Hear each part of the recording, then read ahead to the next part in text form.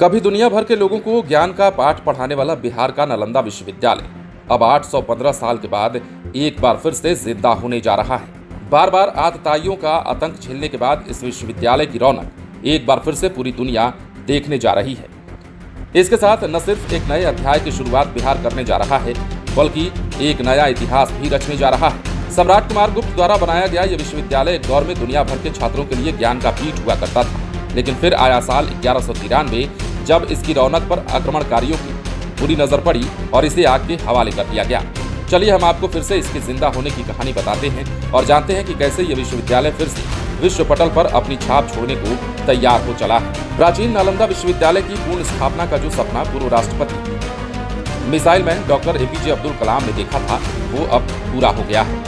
पूर्व राष्ट्रपति doctor APJ Abdul कलाम 28 मार्च 2006 को अपने बिहार दौरे पर अंतर्राष्ट्रीय पर्यटन स्थल राजगीर आए हुए थे। तभी उन्होंने प्राचीन विश्वविद्यालय को पुनर्जीवित करने की सलाह मुख्यमंत्री नीतीश कुमार को दी थी, जिसके बाद मुख्यमंत्री नीतीश कुमार ने उनकी सलाह पर तत्काल विधानमंडल के संयुक्त अधिवेशन को संबोधित करते हुए इसे पुनर्जीवित करने की घोषणा कर दी थी। अब एक बार फिर से 815 साल बाद नालंदा पूरी दुनिया में इतिहास रचने जा रहा है, जिसका उद्घाटन पीएम नरेंद्र मोदी और मुख्यमंत्री नीतीश कुमार के द्वारा किया जाएगा।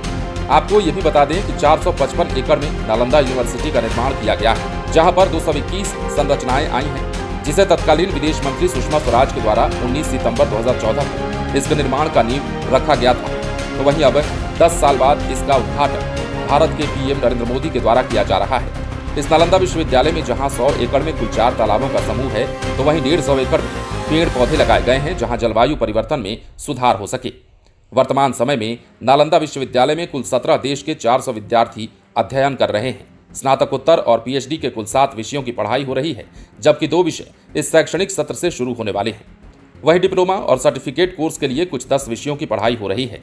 इस नालंदा विश्वविद्यालय कैंपस में एशिया का सबसे बड़ा लाइब्रेरी बन रहा है। यह कयास भी लगाया जा रहा है कि मुख्यमंत्री नीतीश कुमार इस विश्वविद्यालय में दुनिया का सबसे बड़े लाइब्रेरी बनाने की मांग प्रधानमंत्री के समक्ष रखेंगे। दरअसल प्राचीन नालंदा विश्वविद्यालय की स्थापना साल 427 में सम्राट कुमार गुप्त के द्वारा किया गया था, जहां पर 12वीं शताब्दी के अंत तक 800 से अधिक वर्षों तक यह विश्वविद्यालय संचालित होता रहा।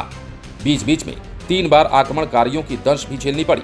नालंदा विश्वविद्यालय पूरी दुनिया भर में बौद्ध धर्म का सबसे बड़ा शिक्षण केंद्र हुआ करता था, जहां 5वीं सदी में बने नालंदा विश्वविद्यालय में करीब 10,000 छात्र पढ़ते थे, जिनके लिए 1500 अध्यापक हुआ करते थे।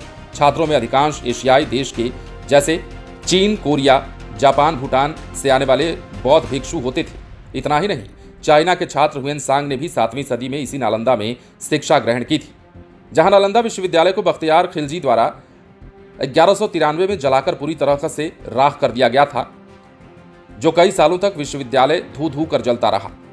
आज यह नालंदा खंडहर के नाम से जाना जाता है। इतना ही नहीं, यूनेस्को द्वारा प्राचीन नालंदा विश्वविद्यालय खंडहर को विश्व धरोहर के रूप में भी शामिल किया गया है। अब आपको यह भी जान लेना चाहिए कि प्राचीन नालंदा विश्वविद्यालय के वास्तुशिल्प, डिजाइन और प्रकृति के साथ सद्भाव में रहने के दृष्टिकोण को ध्यान में रखते हुए निर्माण कराया गया है। नालंदा विश्वविद्यालय के बुनियादी ढांचे का नेट जीरो कैंपस में रूप बनाया गया है, जिसका आर्किटेक्ट बीवी जोशी ने नालंदा विश्वविद्यालय के प्रारूप को डिजाइन किया था। फिलहाल बने रहे लाइव सिटीज के साथ।